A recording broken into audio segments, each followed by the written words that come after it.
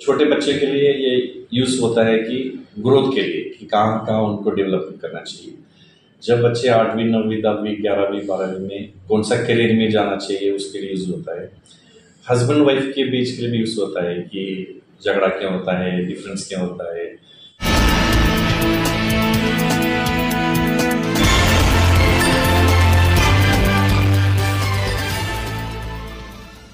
My name is Vijay Robert. I have done my PhD in educational psychology, and I had spent 2 years in Japan overseas training. And I'm basically a trainer, teacher's trainer, and counselor, and especially career counselor. Sir ji आप यहाँ चिपकूल में आए हैं, एक अलग concept लेके आए हैं, वो क्या कंसेप्ट है? This concept basically आज के ज़माने में क्या होता है कि बच्चे बहुत कंफ्यूज रहते हैं, पेरेंट्स भी कंफ्यूज रहते हैं in terms of career choose करने के लिए। तो ये जो टेस्ट है जिसका नाम है DMIT, डर्मेटोग्राफिक्स मल्टीपल इंटेलिजेंस टेस्ट, तो ये टेस्ट के द्वारा मैं ये आइडेंटिफाई करता हूँ कि बच्चों का स्ट्रेंथ कहाँ है, उनका वीकनेस कहाँ है, उनका पर्सनालिटी कहाँ है और उनका प्रीफर्ड लर्निंग स्टाइल। तो ये सारी चीज़ें ये टेस्ट के थ्रू से मुझे समझ में आता है। तो ये बेसिस पे मैं पेरेंट्स को यानी स्टूडेंट्स को ये गाइडेंस करता हूँ उनका सही करियर क्या होना चाहिए। ये जो आप फिंगरप्रिंट से टेस्ट करते हैं, हाँ, इसके बारे में कुछ बताइए। तो फिंगरप्रिंट्स जब चाइल्ड माँ के पेट में रहता है बिटवीन 3 to 3.5 months, क्या होता है कि नियोकॉर्टेक्स ब्रेन में न्यूरॉन डिस्ट्रीब्यूशन होता है और उसी टाइम पे फिंगरप्रिंट्स फॉर्म होता है।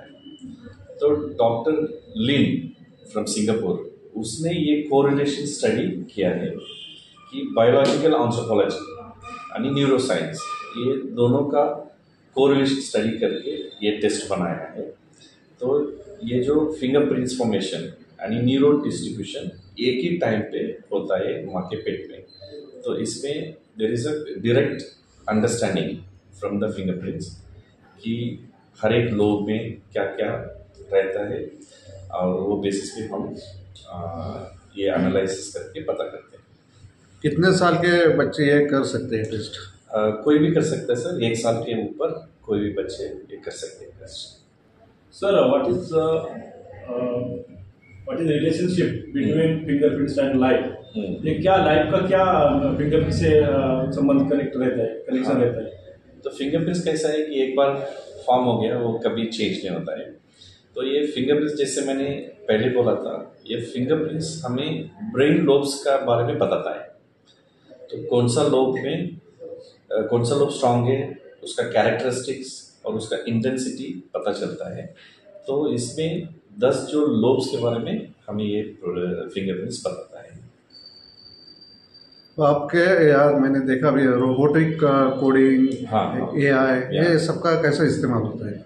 तो ये बेसिकली हमने एक सेपरेट ब्रांच खोला है कि आज के ज़माने में हर क्षेत्र में ये और मशीन लर्निंग रोबोटिक्स का यूज़ हो रहा है।